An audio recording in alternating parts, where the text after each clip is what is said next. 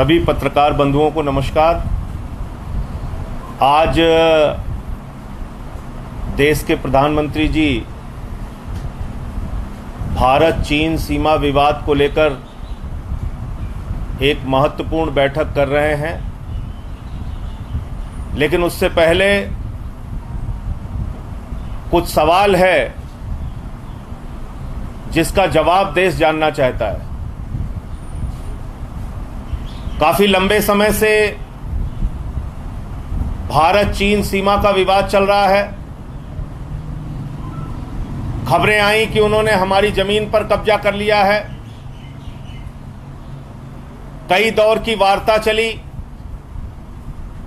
और उसके बाद एक ऐसी घटना सामने आई जिससे पूरा देश आज आक्रोशित है।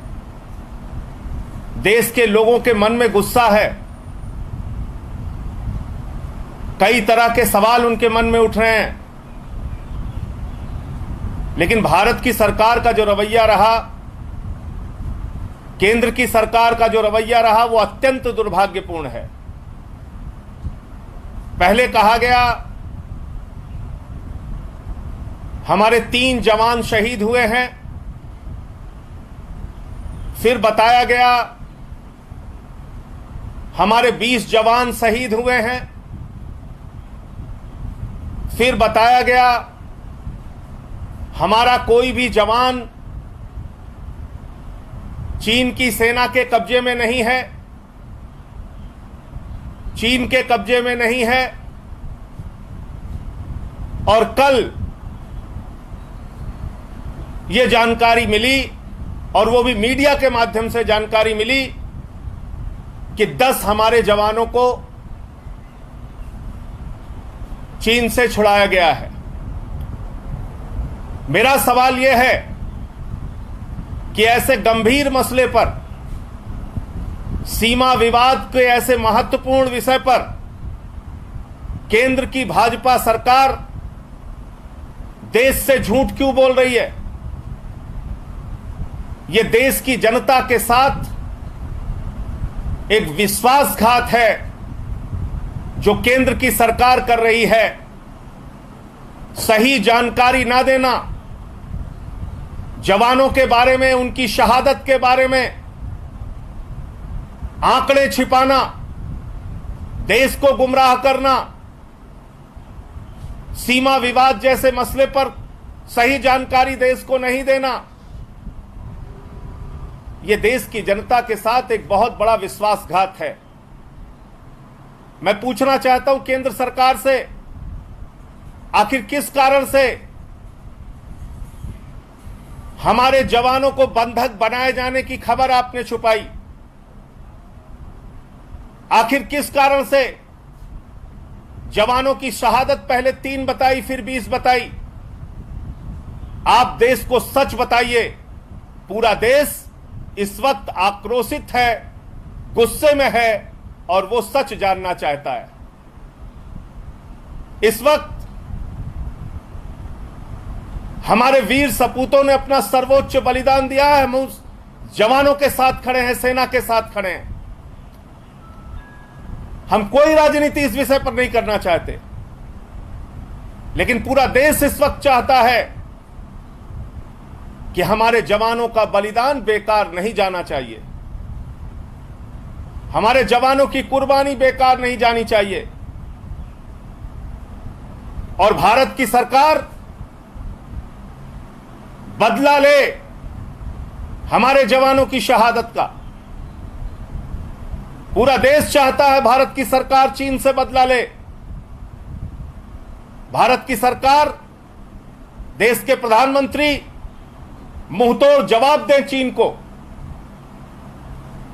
हमारी पार्टी और हम लोग इस मसले पर सरकार के साथ खड़े हैं। पूरा देश सही जानकारी चाहता है। सही जानकारी दीजिए देश के सामने।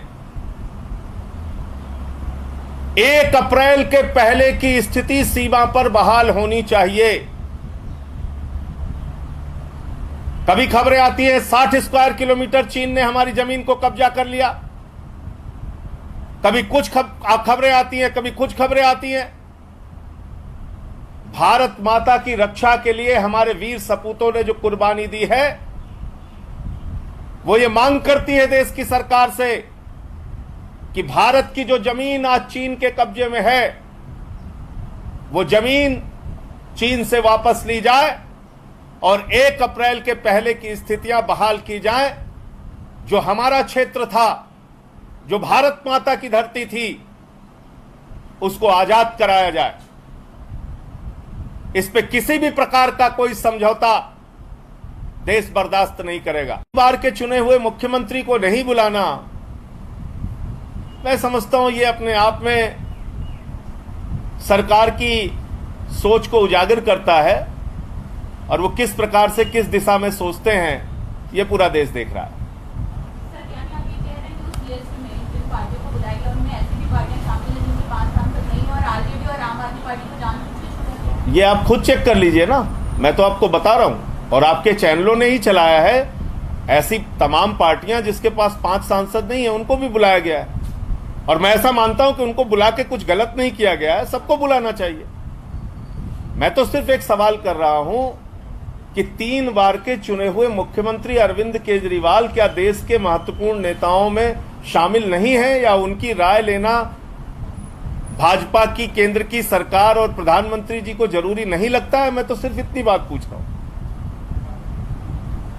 और ऐसे समय में भी आप ये सब क्यों कर रहे हैं? ऐसे समय में सबको साथ लेकर चलने की जरूरत है। आप सिर्फ नारा देते हैं सबका साथ सबका विकास, सबका साथ लेना नहीं चाहते। आपको लगता है संजय जी राजनीतिक कारणों से अरविंद केजरीवाल को दूर रखा जा रहा है? इसका जवाब केंद्र सरकार को देना चाहिए, इसका जवाब भारतीय जनता पार्टी को देना चाहिए।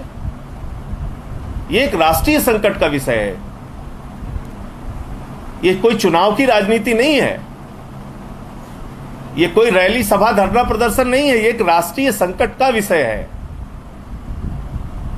देश की सीमा पर विवाद चल रहा है, हमारे जवानों ने अपनी शहादत दी है, तो ये तो सरकार को तय करना चाहिए कि उसको सबको साथ लेकर चलना है कि नहीं चलना है। धन्यवाद।